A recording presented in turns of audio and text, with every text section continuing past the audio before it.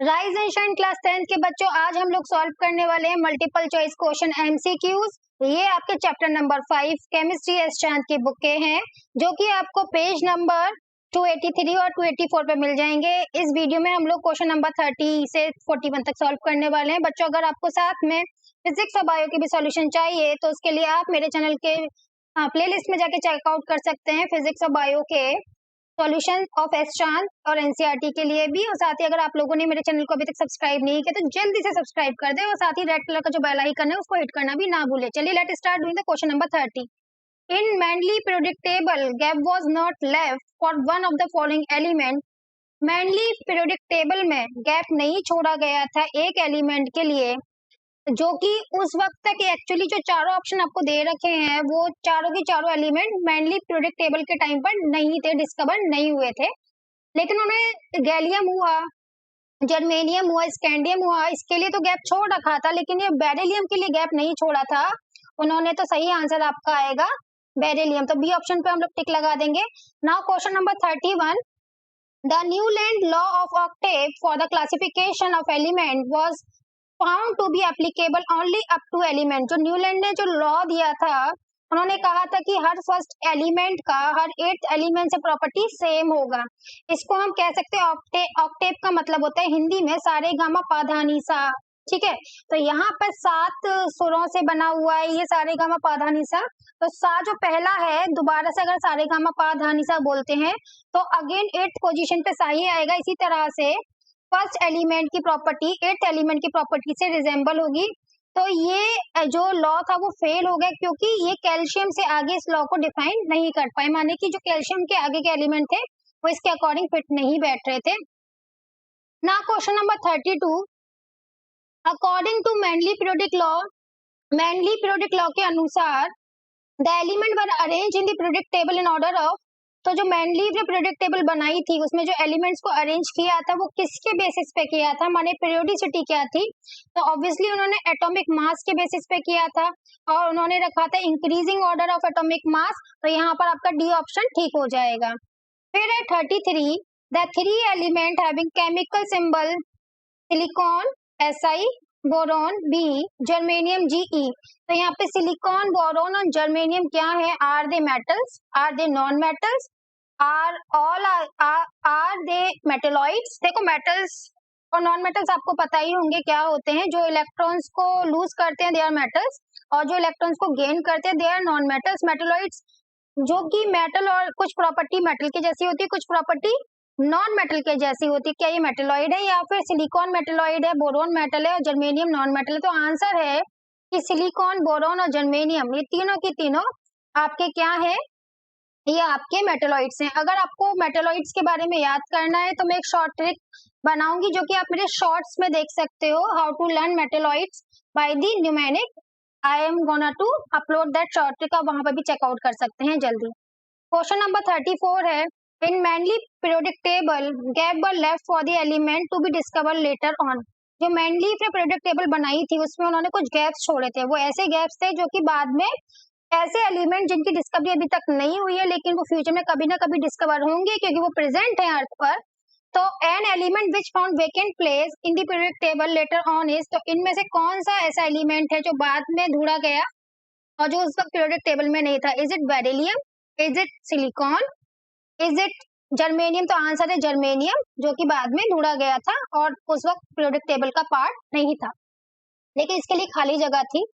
The 3 imaginary element X Y Z, माना कि 3 element है X Y and Z, present in टोबेनियट्राइड, जो कि टोबेनियट्राइड में लगे हैं। If the atomic mass of X is 14, अगर एटॉमिक मास एक्स का 14 है and that element of Y is 46 और वाई का 46 है, देन जेड का क्या होगा? देखिए क्या है कि एक्स वाई जेड आपके 3 एलिमेंट हैं। ये कैसे बनाए गए होंगे? ये ऐसे बनाए गए हैं डोमिनेट्राइड के अकॉर्डिंग, कि जो पहला और जो तीसरा एलिमेंट है उसका जो उसका जो मीन है वो बीच वाले एलिमेंट के बराबर होगा। तो यहाँ से हम निकाल सकते हैं, हमको यहाँ पे x का वैल्यू दे रखा है 14, z आपसे पूछा गया है, और जो y दे रखा है वो 46 से 2 का मल्टीप्लाई इधर कर दीजिए, तो z इक्वल्स टू कितना आ जाएगा? आप ये आराम से यहाँ से निकाल सकते हैं। 46 मल्टीप्लाई बाय 2 तो 46 एंड 46 कितना था 12, 8, 9, 92 और 92 माइनस 14, तो 92 में से आप 14 को अलग कर दीजिए, तो 12 में से 4 गए 8 और 8 में से 1 गया 7, तो यहाँ पर जो आंसर आएगा वो सी आएगा 78। तो इस तरीके से आप यहाँ पे निकाल सकते हैं। Now question number 36, the atomic number of the element P Q R S is 6, 8, 14, 16 respectively. Out of these the element known as metalloid, यहाँ पर कौन सा मेटेलॉइड होगा? तो देखिए इलेक्ट्रॉनिक कॉन्फ़िगरेशन देखिए, पी का 2 and 4, इसका देखिए 2 and 6, इसका देखिए 2, 8, 4 और इसका देखिए दिस इज 2, 8, 6। तो देखिए यहाँ पर आपका कौन सा एलिमेंट मेटेलॉइड होने वाला है वो हमको बताना है। तो 6 का मतलब हो गया कार्बन, जो कि एक नॉन मेटल है, क्योंकि लास्ट में 4 आ रहा है, वही हमारा पहली बात मेटेलॉइड होएगा। फिर ये आ रहा है 14, क्योंकि ये जो आपका 8 है ये ऑक्सीजन है और 16 सल्फर है, तो ये सब आपके कैसे आते हैं? आपके ये नॉन मेटल्स में आते हैं। तो यहाँ पर जो आंसर नंबर 36 होने वाला है वो ऑब्वियसली आर होने वाला है, that is going to be silicon. कई सीता जी सुनो प्रभु, इस ग्रुप में आ जाए, कई सीता जी सुनो प्रभु। तो यहाँ पे सिलिकॉन जर्मेनियम आपके मेटेलॉइड्स हैं, तो आर वाला जो ऑप्शन है वो एकदम ठीक है, तो आपका ऑप्शन सी यहाँ पर ठीक होने वाला है। अब इसके बाद आते हैं हम क्वेश्चन नंबर 37 पर। बच्चों अगर आपके पास एनसीईआरटी या एस चांद की बुक नहीं है और अगर आप लेना चाहते हैं तो आप क्या कर सकते हैं, अपने डिस्क्रिप्शन बॉक्स में लिंक चेकआउट कर सकते हैं। घर बैठे बैठे अच्छे खासे अमेजोन के परसेंटेज ऑफ पे आप अपने लिए बुक्स मंगा सकते हैं एनसीईआरटी और एस चांद की। Question number 37, which of the following statement is correct in regard to classification of element? कौन सा स्टेटमेंट ठीक है? अगर हम बात करें क्लासिफिकेशन के बारे में, element in modern periodic table are arrange on the basis of atomic mass, नहीं, ये एटॉमिक नंबर के बेसिस पे है, जो मोस्ले का मॉडर्न पीरियोडिक टेबल है।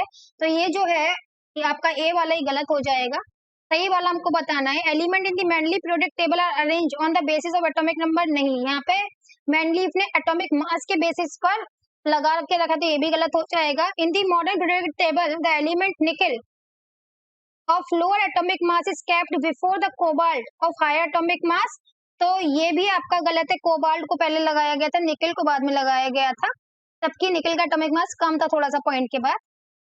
फिर है in the modern periodic table the isotope of chlorine, तो क्लोरीन 35, क्लोरीन 37, तो ये आइसोटोप है क्लोरीन के, हैविंग डिफरेंट एटॉमिक मास, जैसे कि हमको दिख रहा है, are kept in the same group, yes, क्योंकि मॉडर्न पीरियोडिक टेबल में एटॉमिक नंबर के अकॉर्डिंग लगाया गया, तो दोनों के एटॉमिक नंबर सेम है, तो दोनों को एक ही ब्लॉक में लगाया गया है ग्रुप नंबर 17 के पीरियड नंबर 3 में, तो ये एकदम सही आंसर हो जाएगा। तो डी, आपका डी ऑप्शन ठीक है यहाँ पर। 38 है, विच of the following statement about the modern periodic table is correct? ये जो 4 स्टेटमेंट दे रखे हैं इसमें से कौन सा स्टेटमेंट मॉडर्न पीरियोडिक टेबल के लिए एकदम सही है? इट हैज 18 हॉरिजॉन्टल रोज, क्या इसकी 18 हॉरिजॉन्टल रोज है? तो बिल्कुल गलत बात है, 7 है। इट हैज 7 वर्टिकल कॉलम, क्या 7 वर्टिकल कॉलम है? बिल्कुल गलत, 18 है। It has 18 vertical column known age group, तो बिल्कुल सही बात है, यहाँ पर आपका सी वाला ऑप्शन ठीक आ जाएगा, तो डी देखना ही नहीं है आपने।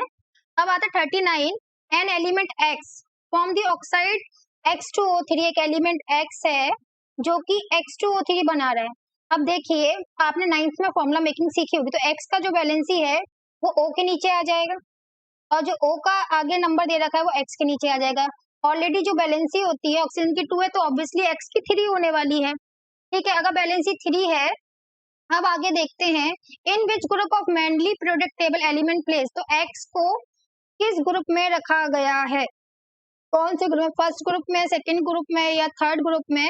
क्योंकि इसकी बैलेंसी 3 है, तो ऑब्वियसली इसको हम किस ग्रुप में रखेंगे? हम इसको रखने वाले थर्ड ग्रुप में, तो ग्रुप 3 इसका आंसर आने वाला है। 40, the modern periodic table was prepared by, क्या डोबेनियर ने बनाया था? तो डोबेनियर ने ट्राइड दिया था, तो नहीं बनाया। न्यूलैंड ने बनाया था, तो नहीं, ये बोहर ने बनाया था। एक्चुअली मॉसले ने मॉडर्न पीरियोडिक टेबल दिया था, उसमें भी कुछ प्रॉब्लम थी, तो उसके बाद बोहर ने इसको रेक्टिफाई किया था, तब बोहर आएगा, नील बोहर।